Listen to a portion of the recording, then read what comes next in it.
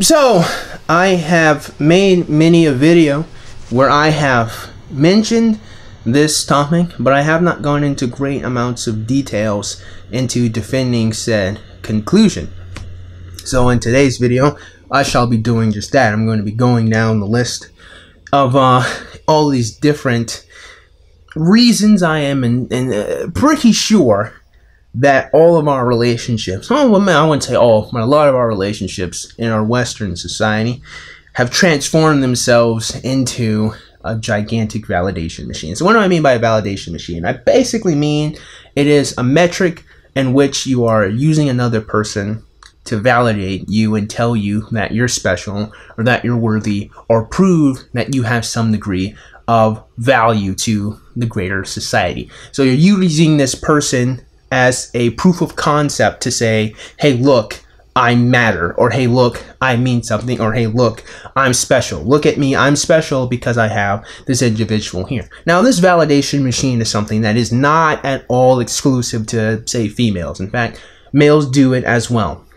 And we're going to be going over pretty much all of it at the top of my head. I'm pretty sure there's lots of other examples you guys in the comment section can find and describe, but mostly I'm going to be going over a lot of the things that I have noticed and talk in depth about them and just kind of prove definitively that one of the biggest issues with our relationships between males and females is not only just, well, this one would actually be its own video where I talk about the fact that a lot of relationships have transformed themselves into this power dynamic game that males and females are playing or competing against each other, which is just absurd, which I'll have to talk about in his own video.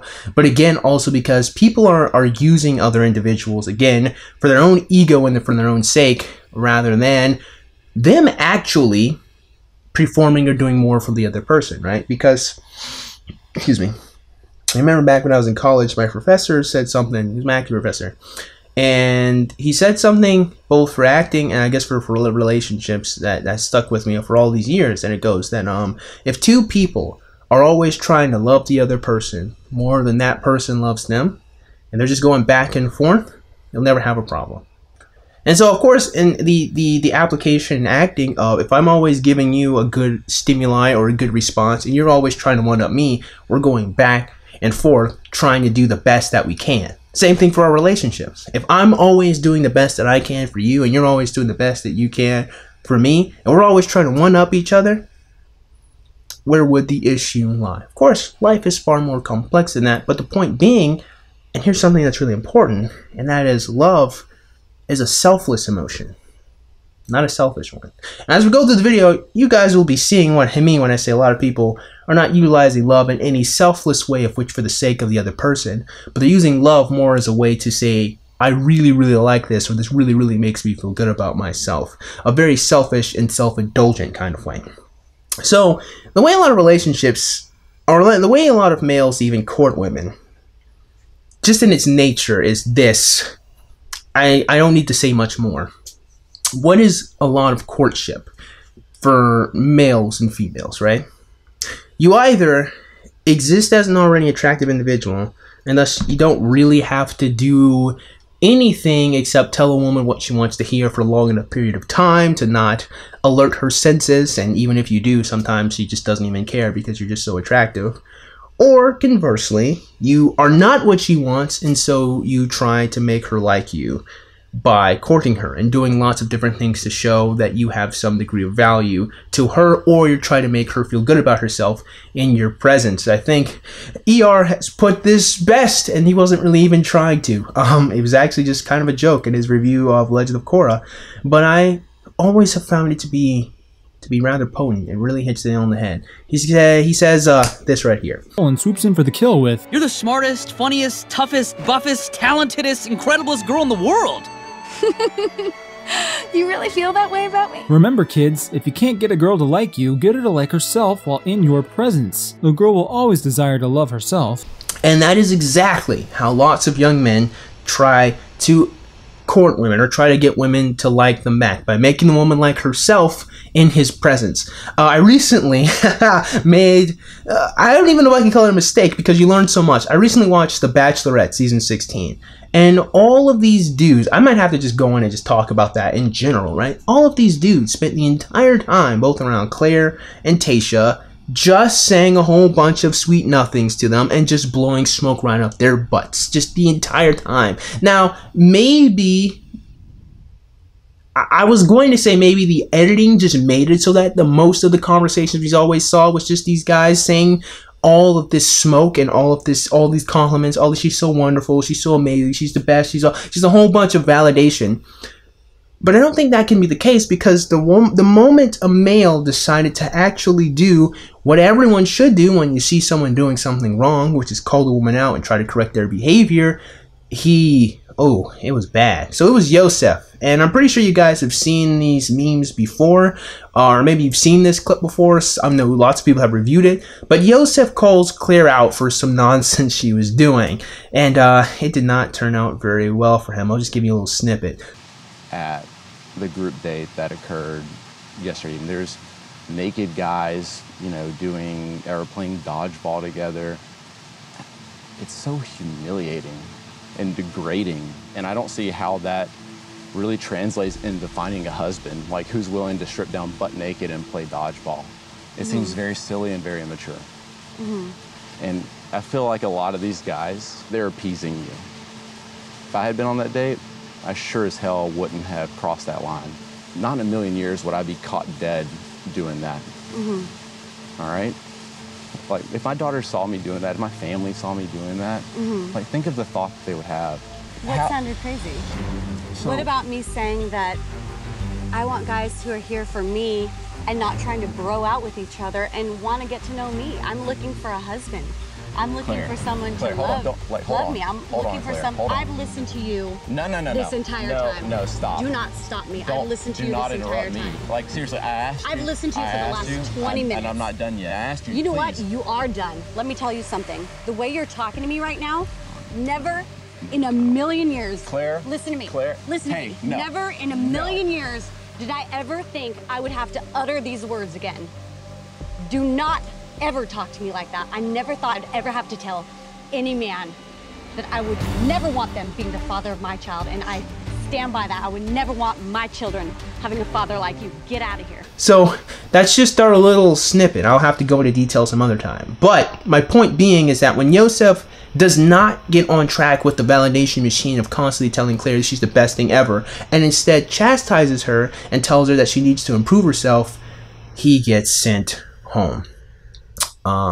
Because what is important for a lot of people, particularly young ladies, is not finding individuals who seek to improve you or to help you be better as a person, but to seek someone who accepts you as who you are already and just tells you that you're great and perfect and wonderful just the way you are. But in reality, as we all know, people are not perfect, and we do struggle, and we do fail. What you should realistically want out of a partner is indeed someone who wants you to be better as a person when they see you fail, when they see you be weak. Not maliciously, but they support you and seek to help you be better, is what you would really want. Except what a lot of people actually want or desire is, again, the whole validation, telling me that I'm already a good person just the way that I am. I think the whole reason why that is the case, especially for a lot of young ladies and even young males as well, is because we don't really have a lot of people affirming our identities when we're younger, telling us that we have skills and abilities and giving us our own ability to define ourselves or define our self-worth. And so we need it from other people because we didn't have it when we were younger. This happens to a lot of individuals that grew up without a father in their home or grew up in an environment where their parents aren't really talking to them or aren't really telling them or giving them skills or teaching them or giving them these abilities that are going to help them out later in life. It's just kind of having parents that will give them food and shelter, but not parents that give them wisdom and help them out mentally and emotionally. And this can happen to a lot of individuals who don't have that. So what do is they seek it out from other individuals, right? Now, this can also happen to a lot of individuals that suffer from a great degree of trauma. Understanding like where this comes from. A lot of people are dealing with a lot of trauma. Some of it lesser, not so much they were abused, but so much as it's really hit them mentally and emotionally very hard. For example, say your parents got a divorce when you were younger, is a form of trauma. While it's not one of physical abuse, it can mentally damage you a lot. Your father being absent from your life is, again, another form of trauma. Again, it's not a physical form of abuse, it's not a but it is mentally and emotionally, it is harmful to an individual's development, right? Because the question does get asked if your father has left you, and it goes, why did he not want me? Why does my dad not care enough about me? And that creates a hole that needs to be filled. So a lot of young ladies are absolutely 100% trying to fill in that hole and using their relationships for males. Now, you can see this with like sugar daddies and sugar babies as well. Not just from a purely monetary logical gain of which a woman is like, well, I'm an attractive person, he's offering money, so let me take it. But also a lot of women are trying to use these relationships with older males in order to replace the ones that they didn't have with their dad, or to fix the bad ones that they did have with their fathers. So again, a lot of that relationship, despite the fact that what most people see is the large amounts of money exchange between a more established older dude in his 50s or 60s to a girl who's like 20 to 30, is really more this girl wants to be taken care of, or she wants to feel the protection and the stability of having a father helping her out in her life. Which again still just goes back to what I've been saying, and that is she wants the validation of being a child who is protected and, more importantly, loved and desired for their own sake, right? That's what a lot of young ladies want. And what a lot of courtshipping really is, going back to my earlier point, is just blowing smoke up a woman's butt and trying to tell her that she's great and nice and wonderful, and trying to get her to like herself in your presence. So what happens is the woman creates an association between the good positive feelings she has for herself with you, because you were there while she was feeling those good feelings. The only problem is, the only reason why this doesn't really work for individuals who aren't just straight up attractive to the woman from the beginning, is that women in my age bracket can't really be courted. They're very, very spoiled, and I think they're spoiled mostly due to the fact that they have so many options available and present to them. But a lot of women don't transition males that they deem unworthy. And which I don't know if they would themselves say they deem these males unworthy, but I mean, the long and short of it is those males are deemed unworthy. So this is what leads us to what is primarily happening, and what a lot of incels are more noticing as well. And that is, when women find men that they are incredibly attracted to, they're willing to risk a lot of abandon to be with those dudes. And the answer, the reason why, is simple, and it all goes back to what I have described for years on my channel. And that is, the ultimate desire of a lot of young women is to feel special. That's it. That a lot of women compete with each other with the power level and metric of having males give them stuff, or males choosing them. It's just kind of the long and short of it. Women's accomplishments don't really mean a lot. What really matters to a lot of them is the fact that some dude selects them, because honor, virtue, struggling, obtaining goals is not something that women are particularly trained to desire. Now, some of them are. It's not all women, you know, but it's not really a generally feminine thing, for reasons that I guess I'll just have to go into for another video. Maybe you can check out my older videos on why women have no honor. But the long and short of it is, a lot of the way women compete with each other is for male validation and male attention. Now, a lot of the things a lot of women have been doing and are doing still all come back to this core idea that they just want validation, and they just want to feel special, and they just want to feel like they're worth something. And a lot of what women have been doing lately, I've been seeing, is just kind of creating excuses that allows them to accept the fact that they have to be special, or that they deserve this special great thing. Like, I began to notice this, particularly with let's start with exercising.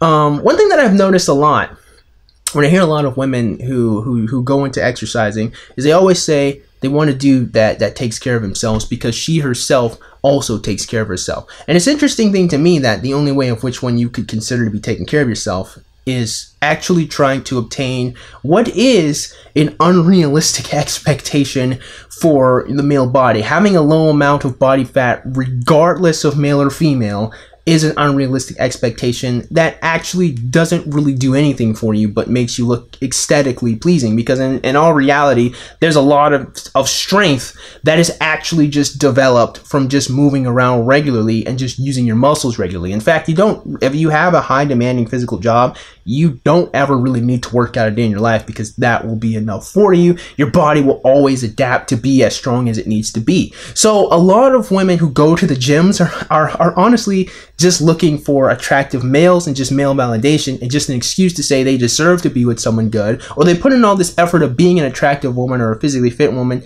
just so they could validate themselves and say they deserve to be with a better looking, higher earner male. The higher earner thing we'll get to in just a second, actually. But a better looking, more attractive male, not really for its own sake, or not even because they think that this will help their child in development, but just to validate their own effort into trying to be an attractive woman. So really, because again, now my conclusions are as follows how I recognize this. One, strength is not found in your aesthetics. There's a lot of bodybuilders who look great who are actually very weak and cannot functionally perform very simple tasks such as just lifting up objects and then moving them to another place.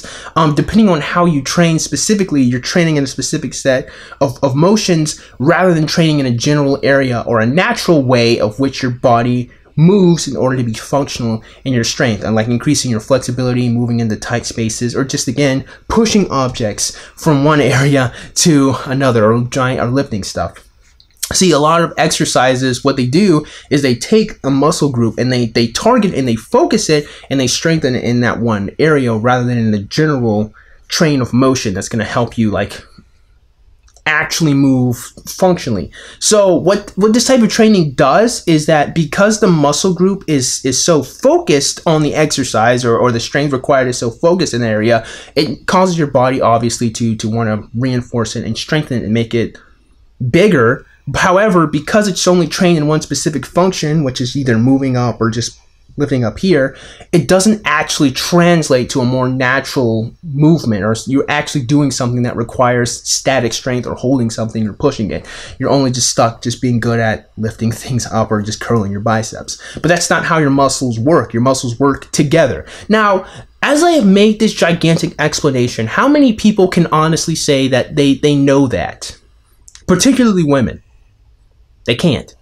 Like, when you see someone that physically looks strong, you're going to think that they're strong. You're not going to consider the actual merits of what type of training or strength training or exercising they were doing. You just see aesthetically they look good and they have a low body fat. And with just our basic human ability to recognize patterns, we're going to think that they're strong. It makes perfect sense. But in terms of actual functionality and reasonability, any woman that actually wanted strength would find and realize that the vast majority of men are always going to be fucking stronger than she is. And she doesn't need a man that needs to specifically go to the gym in order to actually be strong and take care of himself. She just needs a male that actually does stuff and moves around. That's it. Asking for an individual who specifically goes to the gym and has a set schedule and eats right and do all these different stuff only exists not because you actually value the strength this person has, but the fact that he validates you because he looks good and he's aesthetically pleasing and other people want him. If you actually just wanted someone that had physical strength, you could pick most dudes and they'll always be stronger than you, even if you regularly exercise. And more power to them for I'm not knocking you for wanting that. I'm just saying you just want it for your own validation. You're not actually asking for this person because you think that they're physically strong or you want their strength to do anything for you. You just want to be with someone you think looks good because that person looking good makes you look good when you're around them. That's what that is. Now, another thing I can also find is particularly in the way a lot of women ask for individuals that make as much or more money than they do, because the more logically you think about it, the more absurd it seems on its face. Don't believe me? Well, just listen, right? Think about this one for a second. Think about this one hard, right? If women have the ability to go and obtain their own jobs and become independent individuals, and they don't need males to take care of them, then why would they ever require a male to make as much or more money than they do if they're already independent and don't need his money to begin with?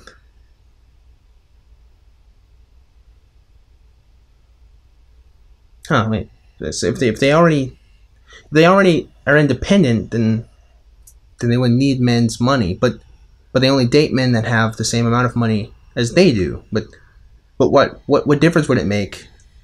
Now, see, if the woman thought, dare I would say, logically, she could say that the reason why she needs a male to make as much money as she does, or more money than her, is because if she finds an individual that makes the same amount of money, if they pool their resources together, then that would mean that essentially the money they have as a unit is indeed doubled, which makes living life easier if they are able to budget and use their money correctly, and they all agree with each other that having the double income is going to make living their lives much simpler, much easier.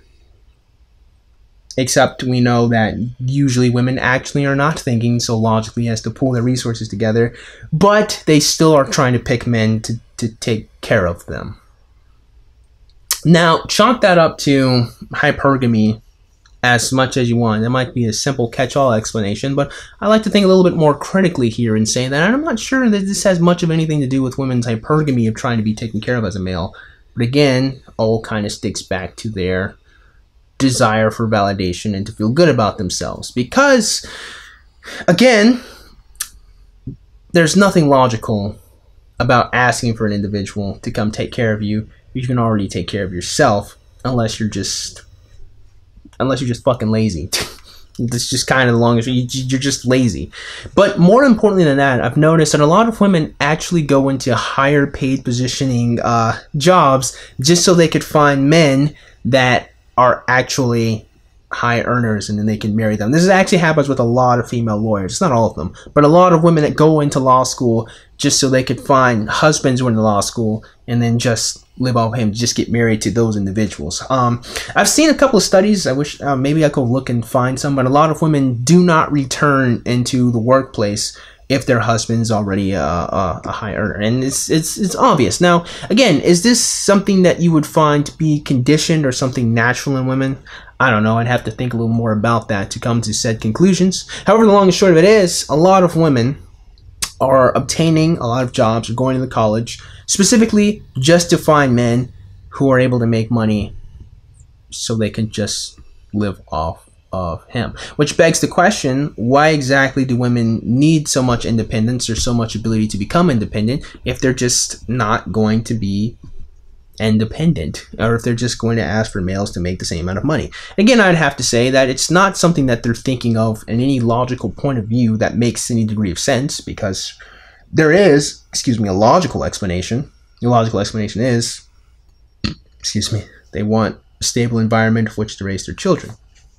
Of course, you could have said stable environment without anyone that needs to have a high-paying job or needs to make six figures.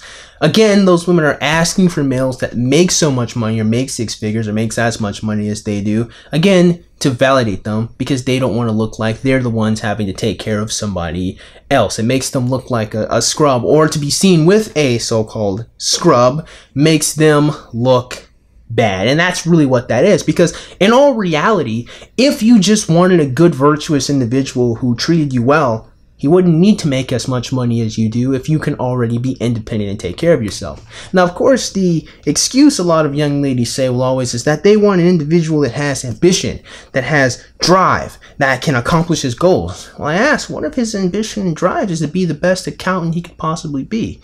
Are you certain that accountants are the individuals you seek to find? What if he wishes to be the best manager at McDonald's or Captain D's or at Publix? Actually, Publix is only in Florida, so people might not get that one.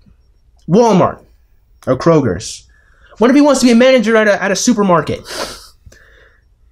Is that the drive and ambition that you seek? Of course not. What they are always saying is by drive and ambition and whatnot is they want a dude that makes the six-figure salary or more, or high earner dudes. And the reason why, again, is for their own validation. Because if they wanted to be reasonable or realistic about having a family unit, if you have resources and he has resources and you just pull them together, you don't need six-figure salaries. You just need to budget your money and be wise and be reasonable. Except they don't do that. The reason why they don't do that is because what's important to them is not actually being a functional, stable family unit. It's just them looking good or looking better against other women or other people because they're able to have an individual that's able to give them a lavish lifestyle and give them more things, rather than they're actually trying to use this relationship to do anything, which is have a family and raise their children to be healthy, functioning adults. Now, my friends, I can keep going even deeper with this whole validation machine thing. Even look at the way open relationships are, right? Made a video about them recently, but they fit the same bill as, well, even there are multiple, I wouldn't say forms, but let's say you have open and then semi-open. I'm going to make this categorization. Open so far as both partners are having sex with other individuals outside of their main two, and then semi-open would be one partner is exploring options and the other one is not, and they're staying with them, right? So now in both of these different relationships, we are still surrounded by the same desire to just be validated. How do I know this, my friend? Because again, if stability of a family unit was the main goal of having said open relationship, then its purpose is defeated in principle. You cannot have stability if you're constantly rotating different parents out for your child to see them. You can't have stability if there's always the threat of some individual leaving for another different partner. But also more than that, again, to more focus on the theme of just keeping your validation. I've noticed that with a lot of these different open relationships, I've seen consistently with some partners, and the semi-open at least, is the only reason why they accept or allow this relationship to prosper or continue is because they believe it's the only way they can keep their partner interested in them or staying with them, by giving them the avenue to explore and get all the other different types of validation that they wish to have. In fact, again, even the partner's desire to go out and have sex with other people is, again, for the sake of validation. Because having sex with random individuals doesn't make you a better person. It doesn't actually do anything for you except either relieves any stress that you might have. No, that's kind of about it. I mean, if you're not creating emotional bonds with that person, then the only thing that's left is just a bowel movement and lots of physical exertion. Or maybe not lots of physical exertion. But you can't say it's meaningful because it's oftentimes with strangers or people that you don't consider being with consistently. And if you do think that it's meaningful, then that would mean that you would be trying to keep the person in a relationship. But then the question would ask, why would you try to keep this person around? Are you trying to keep them around because they constantly have a lot of good sex with you? And that would mean that what's more important there is the pleasure you obtain from the sex and the way that it makes you feel, which would be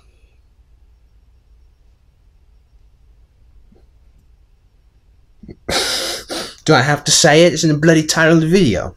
It's because you want validation. Even in those open relationships, there are relationships that are in principle guided by a desire to constantly seek out validation or have the option or availability to get more validation from other people. Because again, you're not having sex with these people to have children with them, and you're certainly not having sex with these people because you want to give them a good time or a good experience because you're just so good at having sex. You ever notice that? You ever notice that seldom anyone ever just goes out and has a bunch of sex because they think they're good at it and they just wanted to share this pleasure with other people? You ever notice how it's always very, very selfish and always about how they feel and how they want pleasure and how they want to explore? Again, it's not for the sake of the other person. You're never doing this type of behavior for the sake of the other people around you. You're doing it so you feel good about yourself, so you feel desirable, so you know you still have power and options and availability should that current relationship not work out. Which again is what? Validation. You just want confirmation that you're still desirable despite the fact that you're with other people. In fact, I've seen lots of women do this all of the time, just all across the internet. Well, they'll have whole ass boyfriends and still will open up a bloody OnlyFans account or still post risque or sexy pictures on the Twitter or on the Instagram, not because they actually want any of the dudes that are constantly validating them or telling them that they look beautiful, but only because they just want to know that they still have power and they're still desirable, even if their boyfriend starts believing that they're not. Which leads me to this point here. A lot of the reasons why a lot of relationships break down is not even because of incompatibility, which for some of them that is the case 100%. But also a lot of people, especially when they give out the tagline, I fell out of love with this person, really just means this person stopped making me feel good about myself. I'm not happy anymore. And the reason why they're not happy anymore is because the person stopped doing all the things that they needed to make you like them because they've grown comfortable. Because in all honesty, that's just not even a behavior that can be constantly sustained consistently as humans. You can't, put on an act or a facade forever and ever and ever and not finally grow comfortable. In fact, a lot of people, when they go out to date and when they go out to court, is oftentimes always trying to put their best fucking foot forward to look like great, amazing people to get you hooked on them. And then when you're finally comfortable with them, they decide to just not do it anymore because they don't need to. Or a lot of psychopaths who are looking for victims to abuse will recognize clearly that they have to say everything right or do everything right to keep you consistent and to gain your trust. And then when they have you invested and then when they have you isolated, they decide that they're going to fall back and start abusing you or taking advantage of you because, well, actually, that's what abuse means. Well, that's one definition of abuse. They start harming you, I guess, because now they understand that they have the availability to do so because you're isolated and you can't leave, number one. But number two, what's more important is the only reason why psychopaths or bad or abuse relationships can prosper in this environment is because individuals are getting stuck not only on the representation of someone, but the validation they receive from this person constantly. And a lot of women only really accept this type of validation if you already are attracted to them or are just kind of helps this process on move along a lot easier. Being a very handsome person, or being a very beautiful woman really does make it easier to take advantage of people because your mere presence, your mere existence as being an attractive person already validates that person and gives them some degree of value or worth. Hell, I'm pretty sure you've thought it, I'm pretty sure you've seen people think it, but you've seen people who aren't very attractive be with someone that is an attractive person and you think, well, what did they do to get that person to like them? Validation. You already think that because the person is attractive that they have some value and there's something that someone who's unattractive did in order to match that value.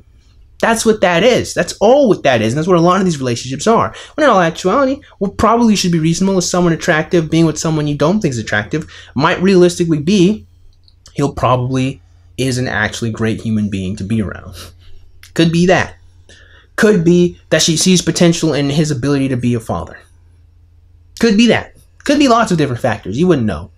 But the point being is that a lot of people, again, get stuck on just feeling good and just feeling value or just using someone to give them value to make them look better. And here's the thing. We've all done it. Even I have. Well, I haven't done it successfully. I've had plans to, but when I recognized it was what I was doing, there's this one girl in high school. I only wanted to try to date because I thought it would make me look good, and it was gross. It was not very good at all. And I stopped that shit really early on because I knew what I was doing. I was like, I can't do that to her. So so even I've done it. I know we've all do it. I mean, so I'm not saying this as in like I'm better than you. That's not my point. My point is we all have to recognize that what we're asking for a lot of people in our relationships is not its function.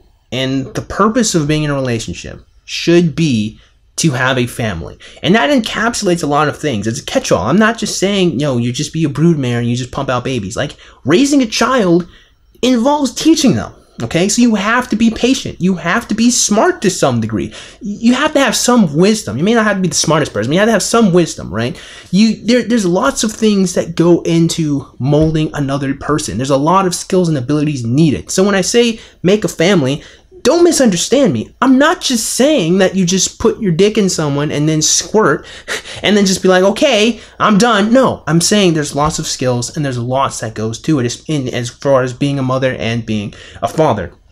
And male and female relationships always have this potential in order to make people. That's very, very important, and it's very heavy. It may be the one sole thing that makes it so important, but there's so much weight and value to it it has to be considered and it has to be thought critically because there's a lot at stake. And the thing that's being at stake is someone's life being really, really terrible and awful. Now, if you're a psychopath and you don't care about the lives or destinies of your own children, and if you don't want any children, honestly, you should not talk to the opposite sex. You should just go live your life as a bachelor and just do whatever. I'm not going to stop you. Go do whatever the fuck you want to do. I have no objections to you being a bachelor forever. I'm not going to argue that you should get married.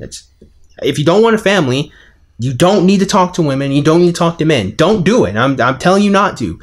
But if you are trying to engage with someone sexually, you have to make sure, at least from my point of view, that you shouldn't be doing it to feel good about yourself. You shouldn't be doing it to give yourself value. You need to be the person that validates yourself and gives yourself value. You need to understand that having a relationship with the opposite sex has weight and has value unto itself. That value is you can give your children a better life than you had, or give them something that you didn't have. Honestly, the sake of having a relationship with another person, interestingly enough, is not one that is a selfish desire, but a selfless desire. And if you're not prepared to be selfless, you should not be having a relationship. Both people need to be selfless in order to have that relationship. And your relationships suck because you don't recognize that you're actually supposed to be doing all this stuff for the sake of someone else and not for your sake. With that being said, I sure hope you guys got something out of today's video. You probably didn't, but if you did, man, go and click the like button. And shoot, go and click that subscribe button. Comment in the comment box below. As always, you guys have yourselves a great day. I'll see you cool cats soon. Adios.